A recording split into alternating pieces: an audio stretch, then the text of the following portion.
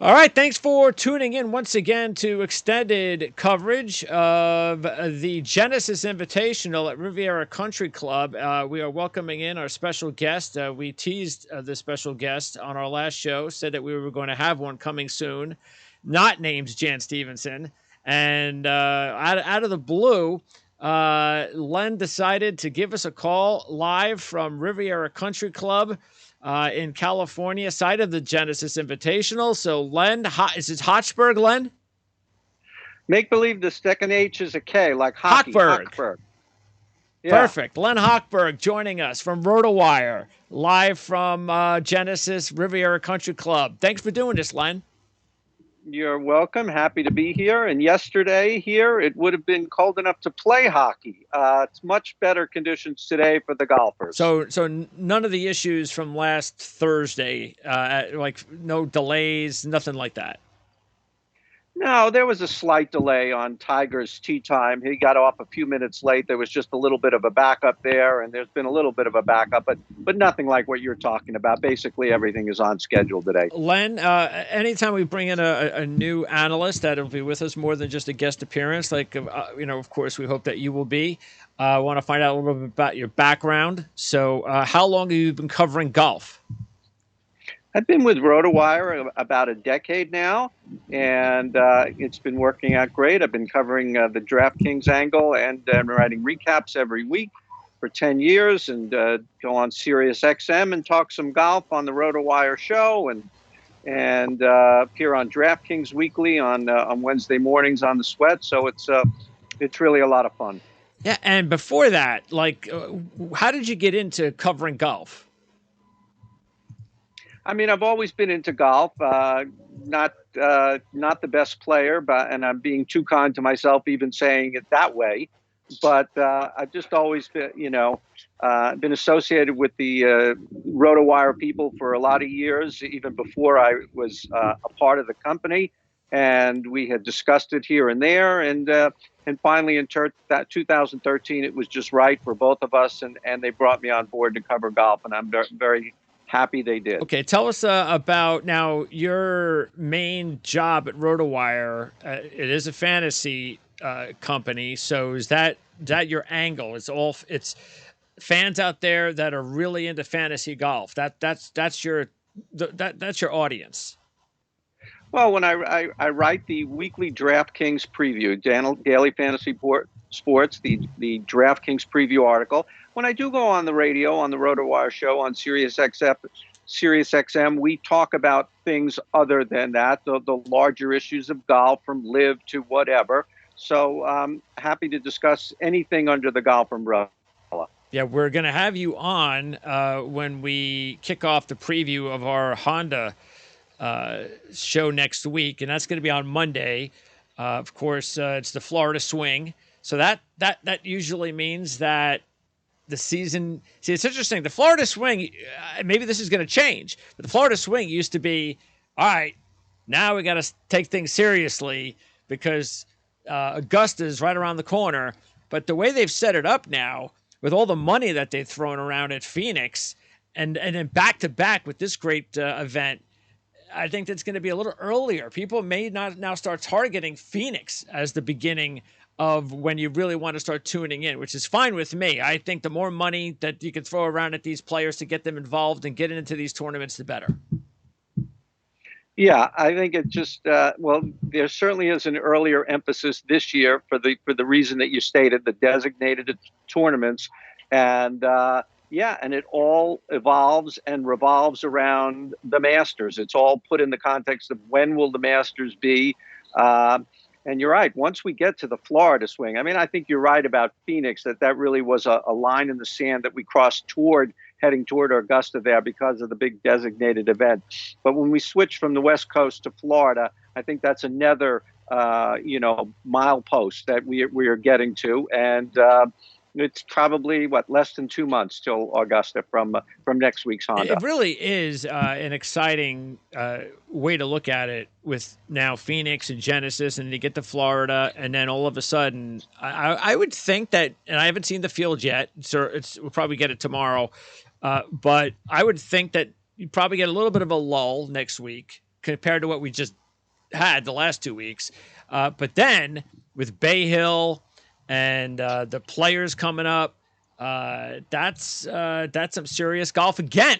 So yeah, and then before you know it, between Bay Hill and the Players, you start turning around and you start getting serious about the Masters. So, which one of those Florida events do you have one of the? And I'm not talking about Players. That's out of the equation. But out of Bay Hill and Honda, and even some of the other events, which one is your favorite? Which is the one that you like either covering the most on television or even on site?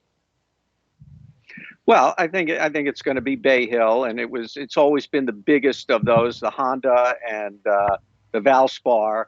The Florida Swingers, I guess, is the 4 tournaments: Honda, Bay Hill, Players, Valspar.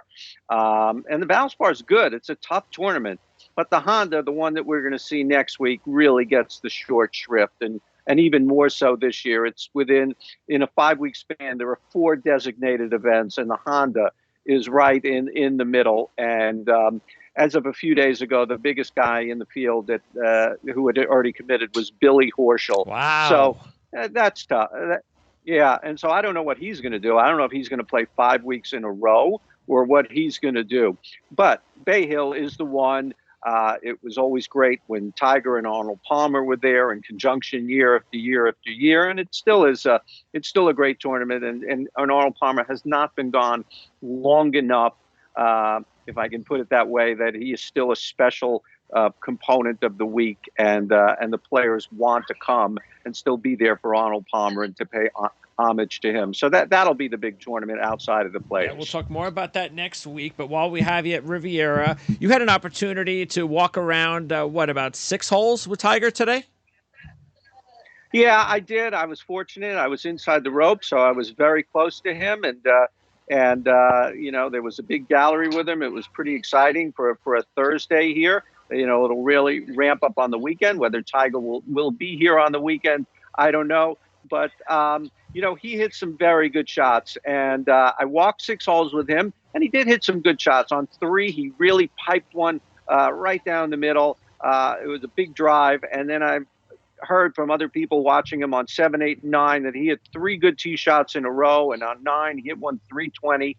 So maybe it was a case of him just needing to get some reps, a few holes warming up, playing with Justin Thomas and Rory McIlroy. But he seemed to be playing better, and he made the turn at 1 under, which is inside the cut line, but the leader is at 7 under, so he has a little bit more to do. But I think making the cut would be a big accomplishment for him this week. The walking, as we know, is the bigger issue than the actual golf. The golf swing is beautiful and hits it far, but the walking does not look effortless. He does not really look like he has much bounce or spring in his step.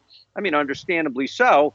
But, that's going to be a problem. And who knows what, I'm going to try and get back out and maybe see him on 17 and 18 and see how he's walking at the end of 4.5 hours, especially with a big walk uphill on 18, which is 475 uphill. Are you surprised that he decided or is there a particular reason he decided to make this event his first one? And I only say that because really, if you look at it over his history, hasn't exactly been a great venue for him.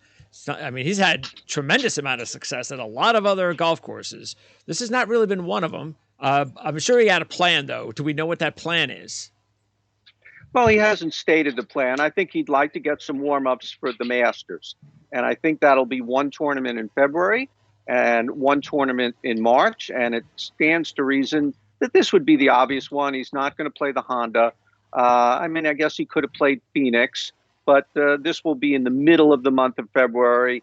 And if he chooses the Players, and one would assume that even though he has done so well at Bay Hill, that if he chooses Bay Hill or the Players, he would choose the Players. No confirmation or anything on that, just a guess on my part. And then he'll just, be ready for the Masters in the second week in April. So I think he's going to space it out and try and play once a month, okay. February, March, and then the four majors. And if he's in the playoffs, then that's a whole nother thing. Yeah, that would be pretty crazy if that could. That'd be an accomplishment. I think we just want to see, and he just wants to see him go throughout the entire year with no health problems. That's the first step. And that's Absolutely. something that we'd all like. Having him around is just a major bonus, and hopefully that continues. Before I let you go, general feel, you've been there before, so general feeling about the toughness of the course this week compared to previous seasons? Yeah, it's actually the course is in great shape. We've had a ton of rain in the Los Angeles area this winter, flooding and stuff, and I'm sure it's been national news on some level that with our drought situation here. So it's really been well chronicled how much rain we've had. But the course is in great shape. It's not too long. It's not playing too long because of the weather. I think it's really just right. It's just an unbelievable golf course that it is just long and hard but fair. But there's no, it's not tricked out or anything. It's just long and it's hard. And even on some of the holes that aren't super long, you have to carry the green. There's a bunker in front of the green. There's a run up in front of the green. You can't chase the ball up. You've got to get the ball all the way there. So a 430-yard hole maybe doesn't sound like the longest thing, but when you got to carry the green over a bunker and you got to make sure it's there, it's there. So the course is in great shape. We're not going to get any rain of consequence the rest of this week. I think by the Sunday, it should be rolling really fast on the greens. Yeah, so that makes a lot of sense now, because when we were handicapping the event, noticed that the last 9 winners had a season-ending ranking in the top 60 as far as driving distance.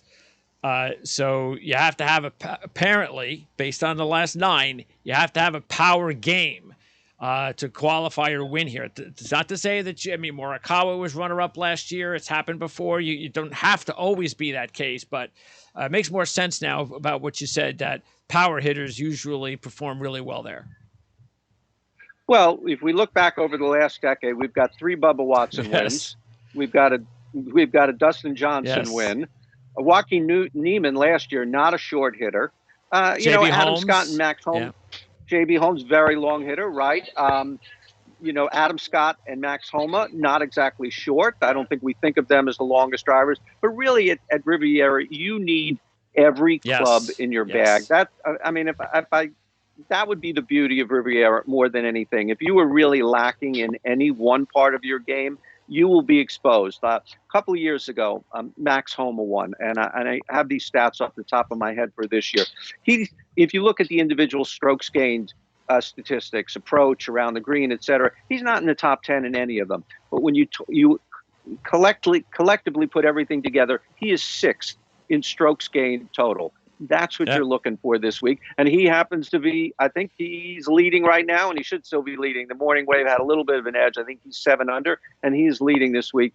And it makes perfect sense. Just a perfect all-around golfer, not excellent in any one area, and hits the ball long enough. And what about the score? What do you think the final score will probably end up being? About what, under par?